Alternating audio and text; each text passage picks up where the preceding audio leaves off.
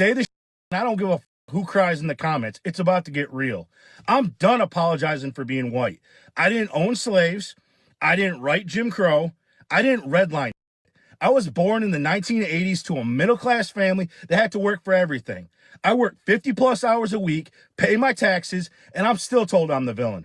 Every day it's check your white privilege, do a land acknowledgement, post the black square, feel guilty for something I had zero to do with. No way. My great-grandparents came off a boat from Germany with nothing. I've got black people in my family tree, and nobody in my bloodline ever owned a slave.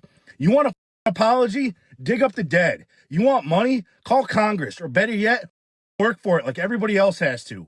I'm not your emotional punching bag, and I'm sure as hell not your ATM because my skin is lighter than yours. And let's be real, people who never pick cotton want a check from people who never owned a plantation. That's not justice, that's a shakedown.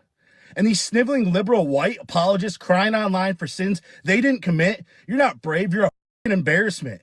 You apologize when you up, not for history you weren't alive for. I'm sick of being told it's a crime to be a straight white man in this country.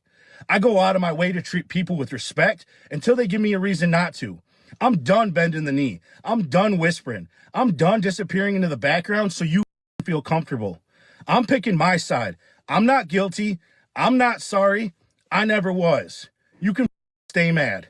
If you're done apologizing too, drop a comment below. Oh man, this one is going to throw people for a loop because they want him to apologize for something that he was not a part of, and the fact that he's speaking his mind, which I'm gonna be honest with you, like it's a lot of people that feel that way. It's people that come up to me every single day, black, white, Asian, all in between, that's like, yo, why can't people just be people and accept them for who they are and what it is that their experience is with them instead of judging them based off of the color of their skin. I've never seen anything in my life, a skin issue, in my lifetime, born in the 80s, raised in the 90s, to where it's been polarizing my entire life. And the fact that people keep on having these conversations over and over again as far as whether or not you have white privilege. I don't even know who coined that term. They need to be rich as hell. They should have trademarked it, the whole term white privilege, because man, the work that they've done on liberal white apologists to make them feel comfortable about the fact that, oh my God. And it's like, I have never seen more white women than I have now. And it's becoming more prolific. It's becoming even more pronounced. You see it more and more every single day. I've never seen more white people apologizing to people for doing things that they never did to make them feel better about how they feel about life. And really, it all comes down to go get a job, take care of your business, do what you're supposed to do, stop complaining, and make the best out of your situation. You know what I'm saying? Like, I've seen, and I've told y'all this before, I've seen white people come up to me during these little stupid protests, these No Kings protests and stuff like that, because I live downtown. And I've heard white people try to check me for driving a Tesla.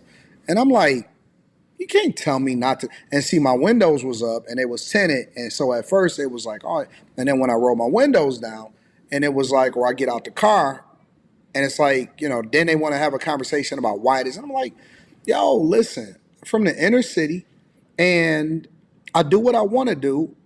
And I'm blessed to be born in America to make the best out of an opportunity. Now, historically, yeah, things happen in the past, but I'm not sure that there's a country nor a race that hasn't had a dark past at some point, and you make the best out of it and you change it and you keep it moving. But ain't nobody about to keep on apologizing to people for stuff that they ain't did. Get out of here.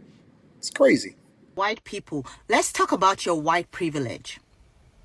Are you all still waiting on your white privilege starter pack to be delivered? Because it must be stuck in transit. How long have you been waiting now? Since birth? All your lives? Because I still see a whole lot of you clocking in on Monday to Friday like the rest of us. Sometimes even on the weekends, working 9 to 5 or 9 to 9, stressed out, juggling multiple jobs just to make ends meet, complaining about these high grocery prices, bringing lunch from home because eating out is ridiculously expensive, stressed about utility bills going up every month, whispering, I need a vacation every 12 minutes. At this point, your privilege package must be stuck in customs, lost in transit, or delivered to the wrong address. Probably to somebody living off government benefits who hasn't worked a day in their life. No fraud, good work ethic, doing whatever it is that they got to do on a regular basis. I see people coming into this country all the time and leapfrogging people that's already been here. And then we'll be sitting here talking about white privilege. Because you all are clearly out here fighting life just like the rest of us. And that is not privilege. White people are lacking a solid grasp on what white privilege is. White privilege is literally just the absence of dealing with racism in every direction. Basically, an entire system built on racism that every white person is taking part in upholding. Don't worry, I'm in to help us to understand how things should be and how the entire system was designed for white people to benefit. All right?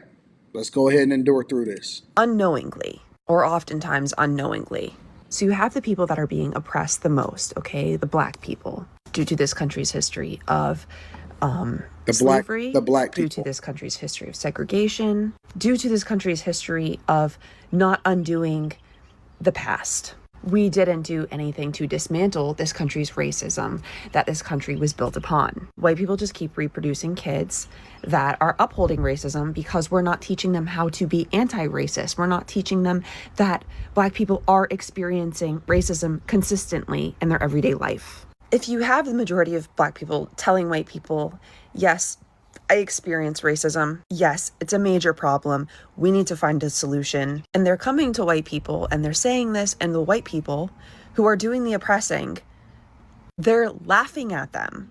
They're saying, you have the victim mentality. We're not going to help you. We're going to laugh at you because you're playing victim.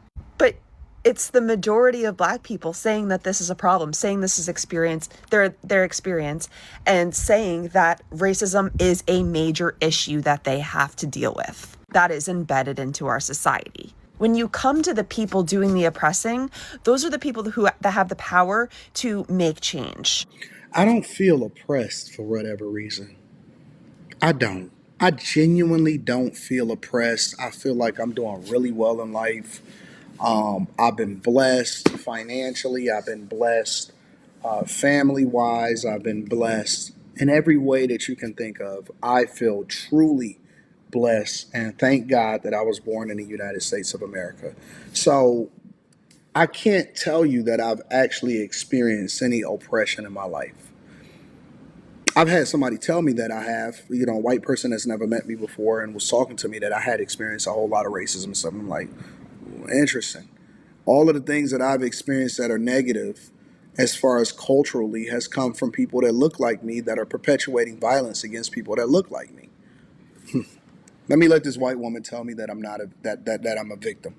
If you laugh at the victim, if you say, haha, you're not a victim, that's just your mentality, where is the progress? I don't know if people are familiar with narcissistic terms, but let's look at it as narcissism, okay? Racism is narcissism. Black people are the scapegoat. You have the blatantly racist people, they're the narcissists. And then you have all the other white people that are taking part in upholding white supremacy without realizing that they are. And these are the flying monkeys. So the flying monkeys don't help. They're scared of the narcissists, the majorly racist people. They're scared if they speak out against them, the blatantly racist people, that they won't want to associate with them anymore. Maybe that means friends will cut you off, family will cut you off. So what do you do instead? You take part in upholding the system. You don't speak up for racism against racism when you see it. You have the victims coming to you and you don't help them. You don't understand or believe the stories of the people experiencing racism at the level that they are. You have a small understanding, but not deep, and you have no idea how damaging it is. So in this situation, not only are the narcissists, the really, really racist people that are loud and proud about it, harmful, but the people upholding it, the flying monkeys. So until you overcome that, until you understand the system of racism, until you put your pride aside and you say, I don't care who I lose, I'm going to stand up for what's right, you're going to be part of the problem. Shout out to all of the flying monkeys and the victims and whatever it is that y'all coming up with. Let me know what y'all think inside of the comments. Make sure y'all